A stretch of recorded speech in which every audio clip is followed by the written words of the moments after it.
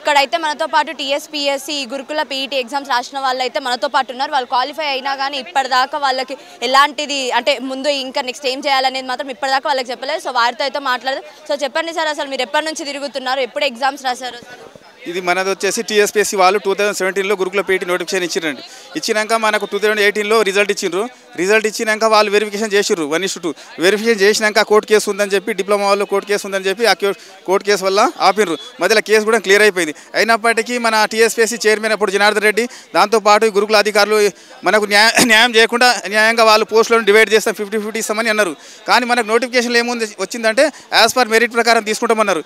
ఇంతవరకు వాళ్ళు ఎటువంటి చెల్లడం లేదు. మొన్న పోయి గురుకుల బోర్డులను కలిసినాము, ఎడ్యుకేషన్ సెక్రటరీ బుర్రా వెంకటేష్ సార్ని కలిసినాము, చేస్తామంటారు కానీ ఇంతవరకు లేదు. మేము మొన్న డిసెంబర్ 8 రోజు ఫస్ట్ రోజు మనం ప్రజావాణికి వచ్చినాం. ఆ రోజు మన సీఎం గారు రేవంత్ రెడ్డి ఉన్నారు, సీతక్కకు మేము మెమోరాండం ఇచ్చినాము, చేస్తామన్నారు. ఇంతవరకు మెసేజ్ వచ్చింది కానీ ఇంతవరకు చెల్లడం లేదన్నమాట. ఇప్పుడు నెలన్నర అవుతుంది, ఇంతవరకు చెల్లడం లేదు. ఇప్పుడు మన ఎడ్యుకేషన్ అధికారులు ఏమంటారు అంటే కొంతమంది మేము 50-50 చేస్తాము అంటే పర్సంటేజ్ వద్దు, మాకు యాజ్ పర్ నోటిఫికేషన్ ప్రకారం మెరిట్ ప్రకారం ఇవ్వాలని మేము కొట్లాడుతున్నాం. అదే విషయాన్ని సీఎం రేవంత్ రెడ్డి దగ్గర తీసుకోవద్దని వచ్చినాము. ఈరోజు దానికోసమని మేము ఈ ప్రగతి భవన్కి వచ్చినాము. అయితే ఎగ్జామ్స్ రాసి రిజల్ట్ ఎంత టైంలో వచ్చింది మీకు? అప్పుడు రిజల్ట్ వచ్చేసి మనకు 6 నెలల్లో వచ్చింది. రిజల్ట్ ఇచ్చిర్రు.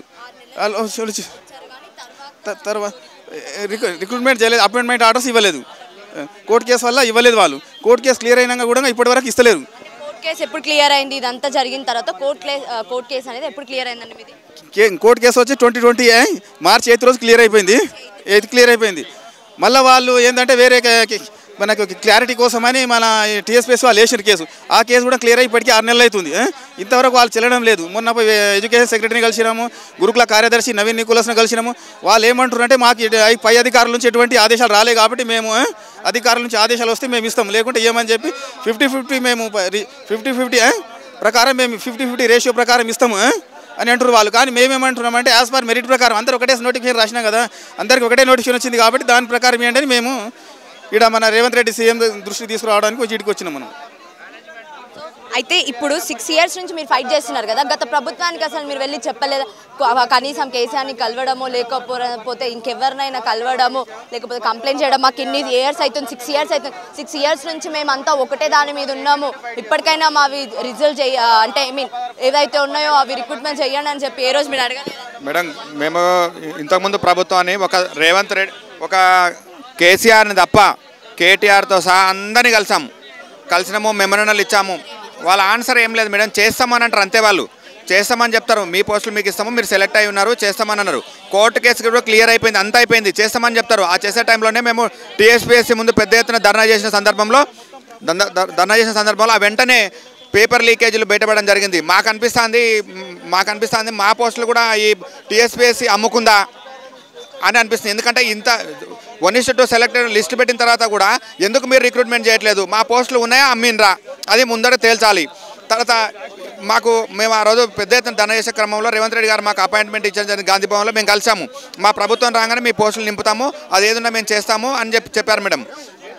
అందులో భాగంగానే ఏవైతే మా పోస్టులు మాకు రిక్రూట్మెంట్ అయ్యండి, మాకేమో ఊకనే జాతుల మెంటలే, మేము ఆల్రెడీ సెలెక్ట్ అయి ఉన్నాం, మేము సర్టిఫికేట్ వెరిఫికేషన్ కూడా పూర్తయింది మాది, మీరు ఎందుకు మా పోస్టులు నింపుతలేరు అని గతంలో ప్రభుత్వాన్ని ప్రశ్నించినాము, కొట్లాడినాము. అయితే ఆ ప్రభుత్వం చేయలేదు కాబట్టి నిరుద్యోగులు మేమందరం మళ్ళీ కాంగ్రెస్ గవర్నమెంట్ని తెచ్చుకున్నాము. గౌరవ రేవంత్ రెడ్డి గారు వెంటనే స్పందించి మా సమస్యని అధికారుల దృష్టికి తీసుకెళ్ళి తొందరగా ఈ ఐఏఎస్లను కానీ లేకపోతే విద్యా సెక్రటరీ గారిని ఆదేశించి, ఇంకా మాకు ఈ మధ్యన తెలుస్తున్న విషయం ఏంటంటే ఈ ఒకటే ఎగ్జామ్ మేడం, కామన్ ఎగ్జామ్ పెట్టారు మాకు. ఏది యూజీడీ వాళ్ళు ఇంటర్ బేస్తో ఉన్న క్వాలిఫికేషన్ ఉన్న వాళ్ళంటే డిగ్రీ బేస్తో ఉన్న క్వాలిఫికేషన్ ఉన్న వాళ్ళతోని. కానీ విద్యాశాఖలో ప్రధానంగా ఉన్నటువంటి ఒక అధికారి 50-50 పోస్టులు ఇస్తామని చెప్పి బేరసారాలకు మొదలుపెట్టాడు. ఇదేమన్నా అన్నదమ్ముల ఆస్తి పంచుకోవడానికి మీరు ఏదో ఒకటే నోటిఫికేషన్ పెట్టారు, యాజ్ పర్ మెరిట్ ఇవ్వమని మేము అందరం కోరుతున్నాము. దయచేసి ఆర్డర్ ఆఫ్ మెరిట్ దెబ్బతినొద్దని చెప్పి ఇమాకోయిల్ జడ్జిమెంట్ ఉన్నది, గతంలో సుప్రీంకోర్టు జడ్జిమెంట్లు ఉన్నాయి. ఇవన్నీ అధికారులకు తెలియదా? ఎందుకు మీరు మళ్ళీ 50-50 అని తీసుకొచ్చి మమ్మల్ని జీవితాలను గందరగోళం చేస్తున్నారు? ఇంకెంతమంది మీరు చనిపోవాలని కోరుకుంటున్నారు? మీరు ఎన్ని కుటుంబాలు ఉంటాయంటే అంటే మీరు రాసిన వాళ్ళు ఎంతమంది ఉంటారు? మొత్తం 14,000 మంది ఎగ్జామ్ రాశారు. 616 పోస్టులకి 1,200 మంది సెలెక్ట్ కావడం జరిగింది. 1:2 సర్టిఫికేట్ వెరిఫికేషన్ పూర్తయింది మేడం. తక్షణమే మా ఉద్యోగాలన్నీ వెరిఫికేషన్ 1:2 వెరిఫికేషన్ పెట్టాలి, తక్షణమే ఈ మంత్లో నింపాలి అని మేము కోరుకుంటున్నాం.